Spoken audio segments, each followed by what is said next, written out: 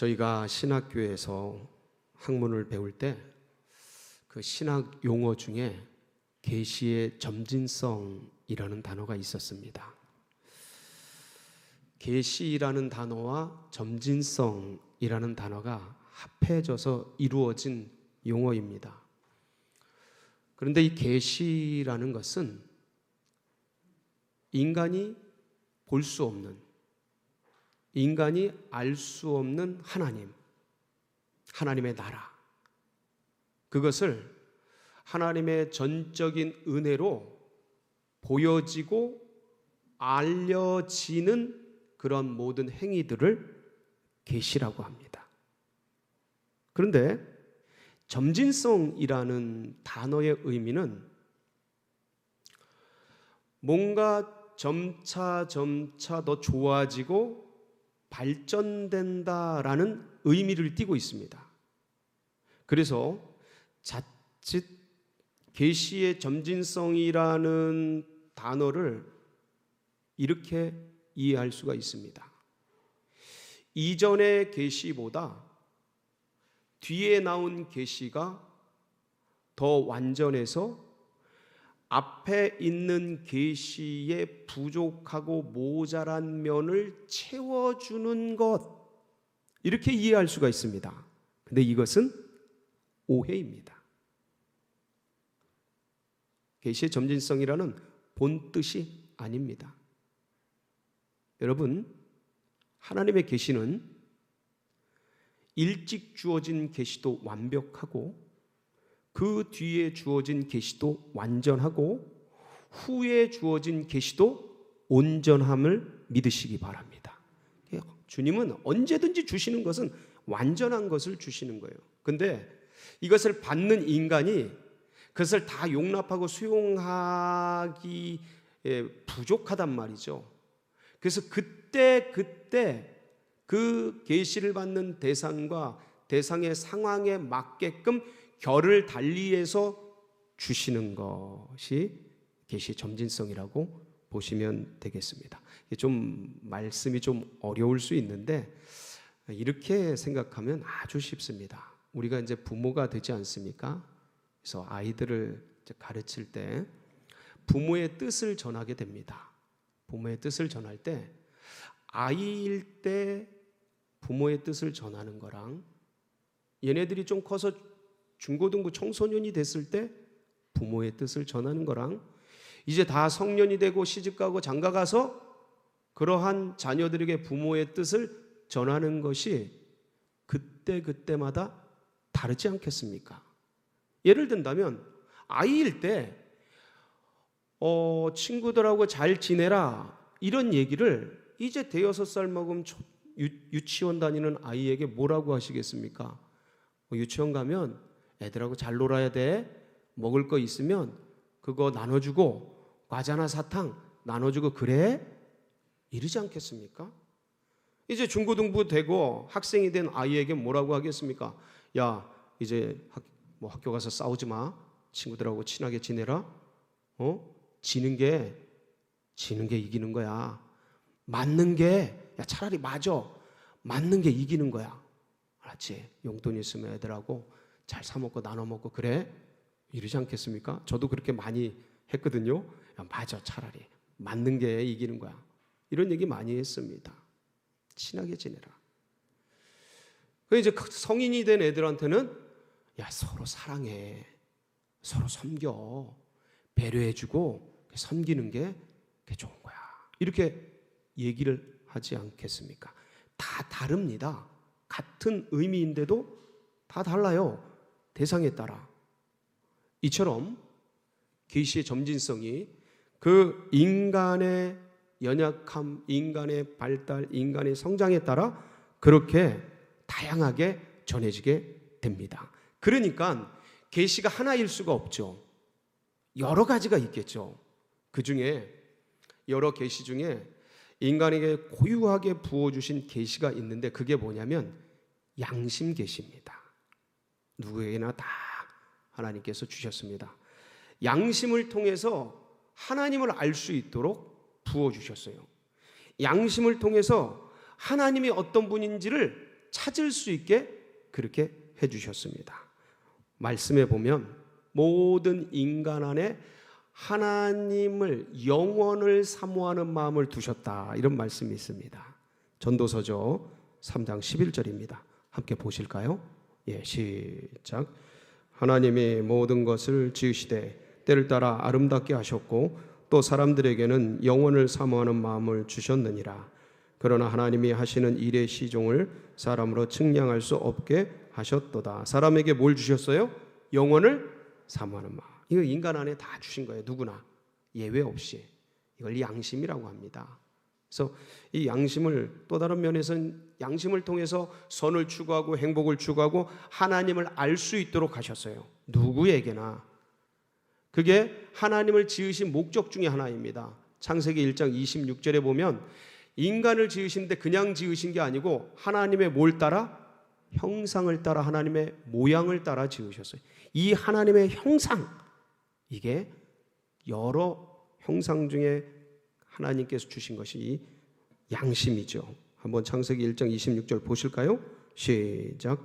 하나님이 이르시되 우리의 형상을 따라 우리의 모양대로 우리가 사람을 만들고 그들로 바다의 물고기와 하늘의 새와 가축과 온 땅과 땅에 기는 모든 것을 다스리게 하자 하시고, 이렇게 해서 하나님이 그 양심을 순전하게 쫓으면 하나님을 알고 영혼을 사모하는 마음대로 주님을 찾을 수 있도록 그렇게 계시를 넣어두셨습니다. 또 하나가 있습니다. 뭐겠습니까? 자연 계시입니다. 자연을 이렇게 보면 자연 속에 이야, 하나님이 계시구나. 이 만들어진 만물을 보면 이 창조의 작품이 기가 막히거든요. 그래서 이걸 보면서 하나님을 알 수 있도록 해두셨어요. 집마다 지은 이가 있는데 그것처럼 이 만물을 지으신 이는 하나님이시구나를 깨달을 수 있게 자연 속에 계시를 두셨어요. 로마서 1장 20절에는 이 자연 계시를 이렇게 설명하고 있습니다. 시작. 창세로부터 그의 보이지 아니하는 것들 곧 그의 영원하신 능력과 신성이 그가 만드신 만물에 분명히 보여 알려졌나니 그러므로 그들이 핑계하지 못할지니라.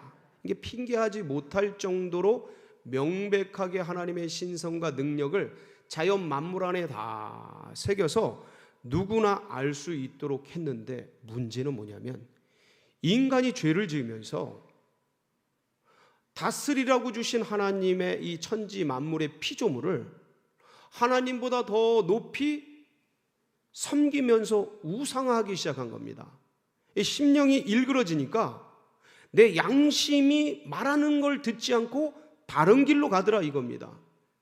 어그러진 길을 가는 거예요. 다스려야 될 피조물을 오히려 섬기면서 이게 전부 주님이 쓰라고 주신 만물인데 그거를 하나님처럼 섬기고 진짜 섬겨야 될 하나님은 뒤로 던져버리고 그러고 있는 것 아니겠습니까? 이러한 인간의 모양과 심성들을 바울은 로마서를 통해서 이렇게 얘기하고 있습니다. 로마서 1장 23절로 25절입니다. 시작. 썩어지지 아니하는 하나님의 영광을 썩어질 사람과 새와 짐승과 기어다니는 동물 모양의 우상으로 바꾸었느니라. 그러므로 하나님께서 그들을 마음의 정욕대로 더러움에 내버려 두사 그들의 몸을 서로 욕되게 하셨으니 이는 그들이 하나님의 진리를 거짓 것으로 바꾸어 피조물을 조물주보다 더 경배하고 섬김이라. 주는 곧 영원히 찬송할 이시로다. 아멘. 이렇게 비뚤어져 가는 인류를 보고 이 인간들을 보면서 하나님께서 참 고통스러워하셨어요. 그러다가 때를 따라 돕는 기가 막힌 하나님의 경륜 속에서 하나님의 뜻을 외면하고 떠나가는 저들을, 자기의 소견대로 욕심대로 행하는 저들에게 우상을 섬기며 타락의 길로 서슴지 않고 나아가는 저들을 하나님이 긍휼히 여기셔서 이제 저들에게 양심 계시와 자연 계시를 넘는 또 다른 계시를 허락해 주셨는데 그게 뭐냐면 율법 계시였어요. 그러니까 양심 계시, 자연 계시가 마음 안에 신비에다 새겨진 계시고 자연 속에 새겨진 계시라면 이 율법 계시, 말씀 계시는 돌에다가 하나님이 직접 새겨 주셔서 주신 계신 겁니다. 율법은, 이 말씀은 613개 조항으로 되어 있습니다. 그런데 하나님께서 이것을 시내산에서 모세를 통해 전달해 주시면서 이 계시를 드러내시면서 613개 계명을 요약해서 두 돌판에 새겨 주셨습니다. 10가지 계명으로. 그게 뭡니까? 십계명입니다. 십계명이에요. 그래서 이 십계명을 풀면 613개 계명이 되는 거예요. 이 613개 계명을 좀 더 자세하게 진술하면 그게 구약이 되고 그게 신약이 되는 거예요. 이게 하나님의 말씀 계시예요. 하나님께서 이 말씀 계시를, 이 율법 계시를 우리에게 주신 이유와 목적이 있어요. 그러니까 율법의 기능이라고 할 수 있죠. 율법의 역할입니다. 수많은 율법의 역할이 있고 기능이 있겠죠. 근데 크게 세 가지가 있습니다. 한 가지가 뭐냐면, 이제는 양심이다, 자연이다, 이게 잘 보이지 않지 않습니까? 근데 명확하게 글로 하나님의 뜻을 명백하게 새겨서 주신 겁니다. 그러니까 율법 계시의 첫 번째 목적과 기능이 뭐냐면, 하나님의 뜻을 사람들에게, 현재, 과거, 미래 모든 사람에게 명백하게 전하는 겁니다. 하나님이 이거다 저거다 헷갈리지 않도록 명확하게 전하는 겁니다. 그래서 이스라엘 유대인들이 참 좋은 이 역할을 했는데 말씀을 보존한 거예요. 이 율법을 보존한 겁니다. 예. 하나님의 뜻을 모든 사람이 알 수 있도록 그렇게 한 것. 이게 율법의 첫 번째 기능이에요. 두 번째는 뭐겠습니까? 하나님의 뜻이 이것이다 하고 명백하게 드러났어요. 그럼 그것을 어기면 뭡니까? 죄가 되는 거예요. 그래서 죄를 죄되게 하는 기능이 율법이에요. 예, 로마서 7장 7절에 보면 같이 한번 보실까요? 시작. 그런즉 우리가 무슨 말을 하리요? 율법이 죄냐? 그럴 수 없느니라. 율법으로 말미암지 않고는 내가 죄를 알지 못하였으리니 곧 율법이 탐내지 말라 하지 아니하였더라면 내가 탐심을 알지 못하였으리라. 그러니까 죄를 죄되게 인식시키는 거예요.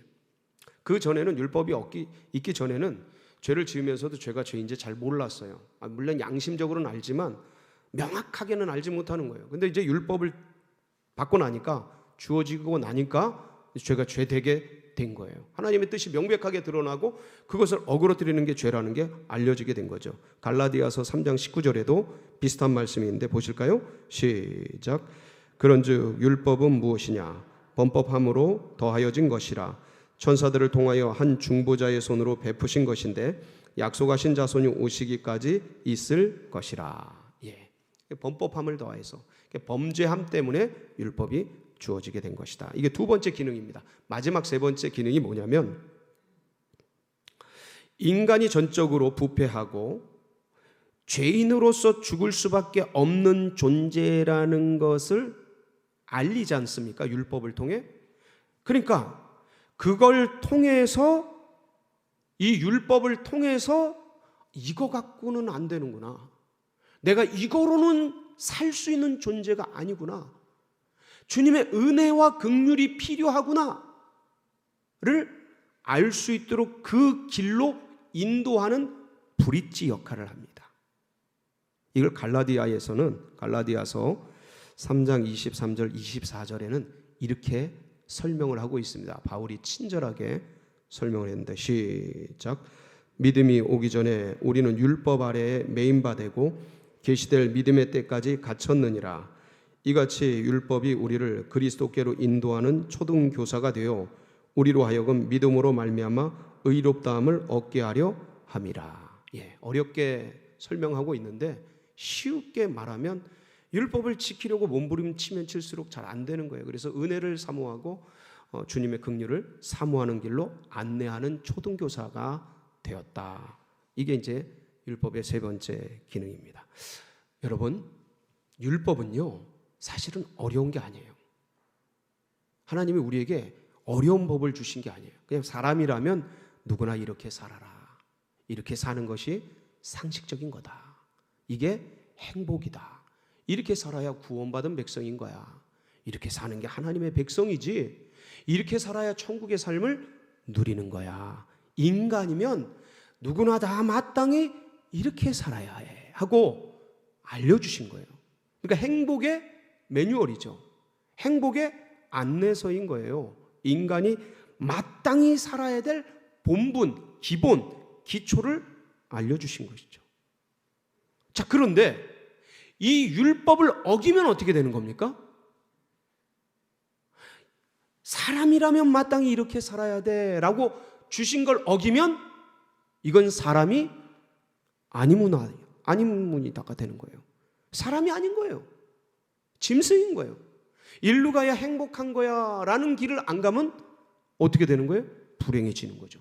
이렇게 살아야 천국인 거야. 지옥으로 가는 것이죠.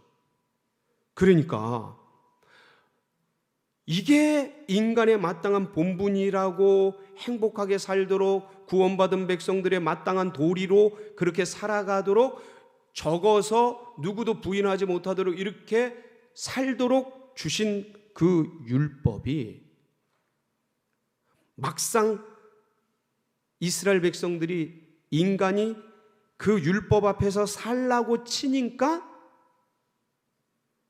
이게 모두가 못 사는 거예요. 그렇게 얼마나 부패한 인생인지, 얼마나 타락한 인생인지를 오히려 그 행복의 입문서를 보면서 이게 안 되네, 죄인이네, 그렇게 오히려 확인하는 과정이 돼버린 겁니다. 그래서 율법을 통해서 모두가 죄인인 것을 선언하고 확인하게 되었습니다. 그 선언이 로마서 3장 10절이에요. 그리고 23절이고, 연속해서 한번 봉독해 볼까요? 시작. 기록된 바 의인은 없나니 하나도 없으며 모든 사람이 죄를 범하였음에 하나님의 영광에 이르지 못하더니. 그러니까 모든 사람이 죄인이 된 거예요. 이 율법이 있기 전엔 그런 걸 몰랐는데 율법이 오고 나니까 아니 이건 완전히 사람이 아니네, 이 짐승 같은 삶이네, 완전히 전적으로 타락해 있네 라는 것을 확인하게 되는 이 고통을 맛보게 되는 겁니다. 자, 그런데 여러분, 이 율법에 의하면 죄의 값은 뭐예요? 사망인 거예요. 이 6장 23절이잖아요. 죄의 값은 사망이요 하나님의 은사는 그리스도 예수 안에 있는 영생이니라. 그러니까 죄의 값이 사망이라는 이 선언이 율법을 통해 명백하게 있는 것을 모든 인생이 알게 되는 겁니다.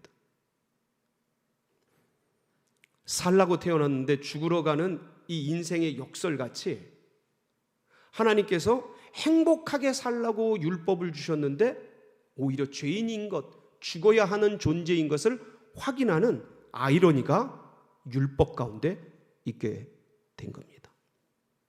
그러니까 이 결국 율법이 모든 인류를 하나님께 고발합니다. 이 사람들은 죄인입니다. 죽여주세요. 그게 요한복음 5장 45절입니다. 같이 한번 보실까요? 시작. 내가 너희를 아버지께 고발할까 생각하지 말라. 너희를 고발하는 이가 있으니 곧 너희가 바라는 자 모세니라. 모세가 뭘 줬어요? 율법을 하나님이 주셨지만 모세를 통해서. 그러니까 이 율법이 하나님께 고발한 거예요. 모두 죄인입니다. 다 죽여주세요. 여러분, 하나님은요, 법을 어기고 하나님의 말씀을 떠난 인류는 법대로 심판받아서 선고되고 죽이는 것, 이게 하나님의 법이고 이 법대로 그렇게 사형 집행을 해야 되는 것이 하나님의 정의입니다. 그러니까 하나님의 정의는 법대로 어긴 사람을 사형시키는 거예요.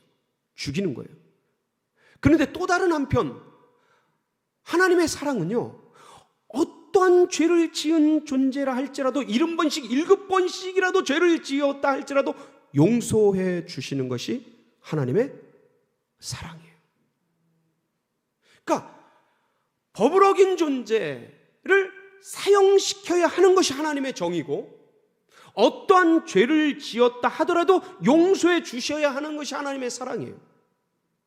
하나님의 정의와 하나님의 사랑, 양립될 수 없는 이 두 가지 속성이 지금 주님 안에 있는 겁니다. 죽여야 하는데 용서해야 되는 이 상황 속에서 율법의 요구를 이루면서 하나님의 용서의 길을 드러내신 것, 역사 속에서 표현하신 것, 그게 뭡니까? 십자가입니다.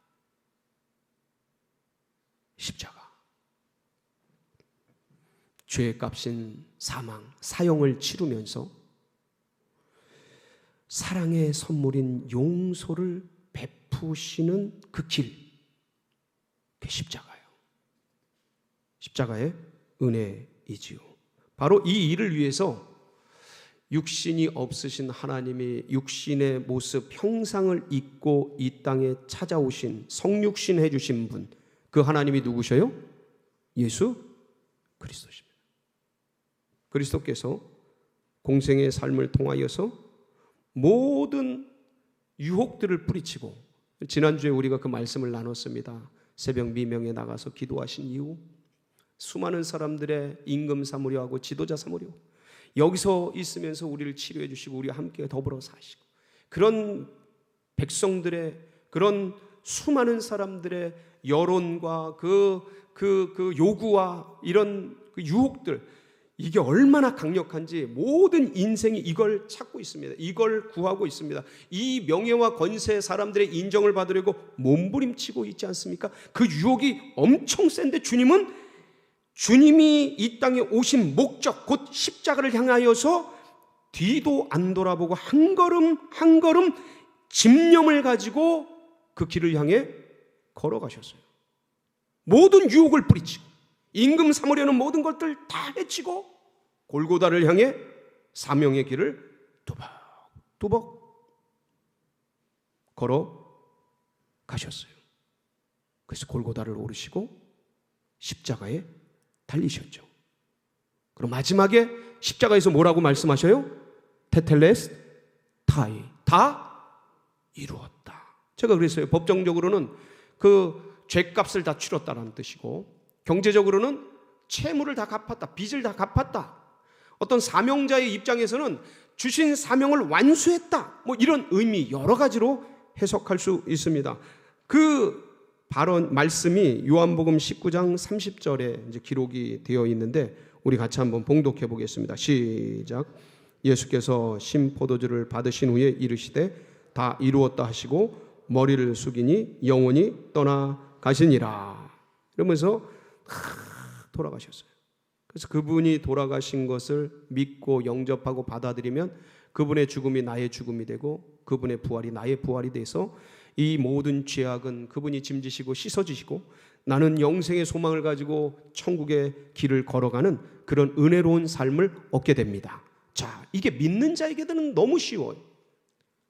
이게 영의 세계에서 이루어진 이 일들이 다 이해가 되고 납득이 됩니다. 그런데 이런 신앙이 아니면 풀려지지 않는 의문이 있습니다. 그건 뭐냐면 그분이 죽은 게 어떻게 타인의 죄값을 치르는 것이 되는가라는 거예요. 2000년 전 이스라엘에 골고다 언덕에서 죽은 30살 먹은 젊은이의 죽음이 어찌 내 죄가 씻어지는 그런 일이 되겠느냐라는 거예요.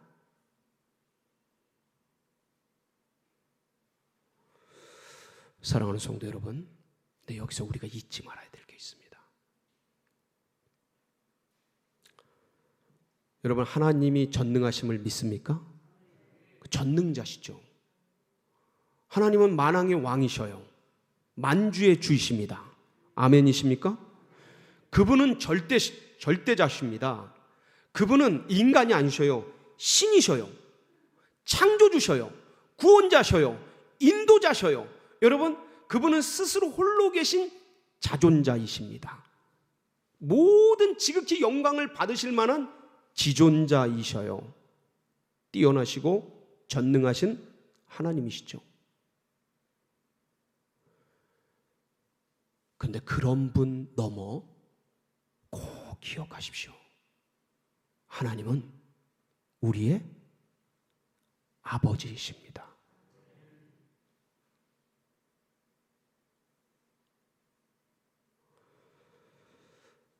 여러분, 이게 무슨 말씀이냐면 신이고 절대자고 구원자고 창조자고 다 좋은데 그분이 우리의 아비가 되시고 아버지가 되셔서 자식의 죄를 품어버리신 거예요. 자식의 죄를 짐지기 위해서 역사 속으로 뛰어들어오신 거예요. 자식의 그 죽음의 죄값을 대신 받기 위해서 골고다를 불 속으로 뛰어들으신 것처럼 골고다로 십자가로 뛰어 들어가신 거예요. 그러니까 여러분, 그 숭고한 사랑, 부모의 사랑 앞에, 그 아비의 사랑 앞에, 그 자식을 살리겠다는 일념으로 십자가를 뛰어들고 역사 속에 뛰어들어온 그분의 그 숭고한 사랑 앞에 어떤 율법도 어떤 검사도 그 앞에서 이 자식 죄 있다라고 그 장엄한 광경 앞에, 그 숭고한 사랑 앞에 아무 말을 못하고 있는 거예요. 여러분, 그러니까 이 말씀을 야고보서 2장 3절에는 이렇게 설명하고 있어요. 13절, 2장 13절 같이 봅니다. 시작. 긍휼을 행하지 아니하는 자에게는 긍휼 없는 심판이 있으리라. 긍휼은 심판을 이기고 자랑하느니라. 긍휼은 심판을 이기고 자랑하는 거예요. 이게 무슨 말씀입니까? 은혜는 율법을 이기고 승리한다는 거예요. 사랑은, 자비는 모든 죽음보다 강하여, 모든 법보다 강하여 그것들을 이기고 승리하고 자랑한다는 말씀입니다. 그러니까 그 인류라는 자식을 품고 십자가에서 죽어버린 그 어미, 아비, 하나님 아버지의 그 부모의 그 무한한 사랑의 광경 앞에 그 어떤 것도 거기다 이 자식 죄 있는 데라고 말하지를 못하는 거예요. 제가 이 장면을 설명할 때면 잊혀지지 않는 게 있습니다. 참 제가 철없던 어린 시절에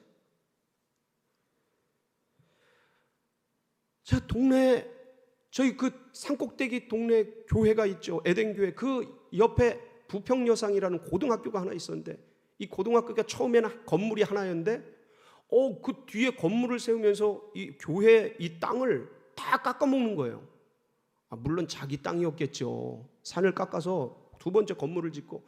근데 우리 어릴 때 우리 마음에는 저 학교가 막 교회 땅 깎아먹고 우리 산 깎아먹고 우리 놀이터를 다 깎아먹고 뭐 이런 거로 느껴지는 거예요. 그리고 세 번째 건물을 짓는데 이거는 진짜 우리가 노는 그 숲을 다 없애버리고 산의 숲을 없애버리고 세 번째 건물을 짓는데 뚜껑이 열려버렸어요. 제가 그래가지고 애들 동네 모여라 그래가지고 하여간 밤낮으로 그 돌을 가지고 저 부평 깡통여상 저희 못된 것들 다 부셔버려야 된다 그러면서 팔 힘이 얼마나 셌는지 꼬마가 그 멀리 있는 그 학교 유리창들이 얼마나 많습니까? 저거 다 부셔버려. 던져가지고 다 깨버린 거예요. 그 절 따라서 애들이 아니 대장이 하자니까 해야지 그거 하는데 애들은 못 미치는 거예요. 그냥 저번에 신나게 다 깨버려. 그런 짓을 알지도 못할 때 행했어요. 그 학교 교장 선생님이 제가 알아요. 그 고물 팔아가지고 그래가지고 교장까지 된 분이셔요. 키 조그맣게 가지고 대단하신 분인데 혈기가 그분이 저희 동네 찾아와가지고 저희 어머니를 잡고 그냥 막 물어내라고 난리가 났습니다. 근데 그게 미워가지고 그게 열받아가지고 또 그 철조망 찍고 들어가가지고 그 거기에 있는 나무들 이런 거 그 부평여상 나무들 그걸 탁 잘라버려. 또 쫓아올라가지고 그냥 우리 어머니를 막 그냥 동네 사람들 모여가지고 막 뭐라 그러는 거예요. 저는 멀찌감치서 몰래 숨어가지고 들어가지도 못하고 그거 보고 있고. 죄는 누가 짓고? 죄는 자식이 짓고. 욕은 누가 먹고요? 욕은 부모가 먹고. 죄는 인류가 짓고 죽음은 누가 당하시고요? 아버지가 당하시고. 하나님 아버지가. 이게 아버지예요. 신이고 절대자고 창조자고 다 좋은데 이게 왜 되냐면 그분이 우리 아버지시라 되는 거예요. 하나님이 우리 아버지시라. 그 아버지의 사랑 앞에, 부모의 사랑 앞에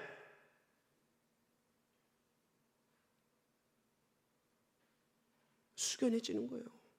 십자가 앞에서 법조문을 못 내미는 거예요. 이 인류 죽여야 되는데라는 법조문을 못 내미는 거예요. 그 앞에서. 사랑하는 성도 여러분, 이게 아버지의 사랑이셔요. 그러니까 주님께서 이것을 몸소 행하시면서 마태복음 22장 37절에서 40절 말씀을 보면 율법을 이렇게 완성시켰다 하는 말씀이 나옵니다. 한번 보실까요? 마태복음 22장 37로 40절 시작. 내 마음을 다하고 목숨을 다하고 뜻을 다하여 너희 하나님을 사랑하라 하셨으니 이것이 크고 첫째 되는 계명이요 둘째도 그와 같으니 네 이웃을 네 자신같이 사랑하라 하셨으니 이 두 계명이 온 율법과 선지자의 강령이니라. 이 율법 선지자 이게 성경이거든요. 모든 말씀이거든요. 이것의 강령이다. 이게 뭐 핵심이다, 써머리다, 요약이다 이런 소리예요. 핵이다 이거예요. 사랑이. 주님께서 우리에게 새로운 계명을 주십니다.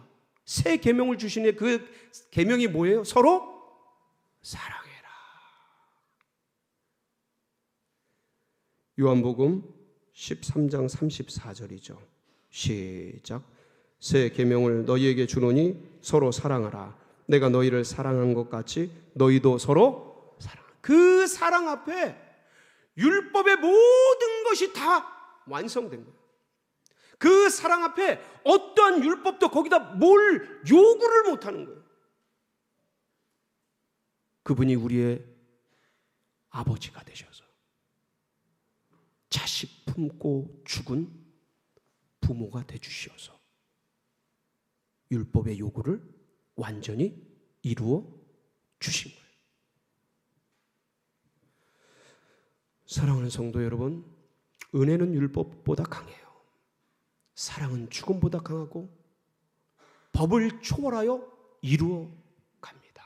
이 큰 사랑을 가지고 인류를 품고 나를 품고 십자가에 달려 돌아가신 그 주님, 이 한 주간도 사순절을 지내며 깊이 묵상하며 그 사랑 속에 들어가는 우리 성도님들 다 되시기를 주의 이름으로 축복합니다.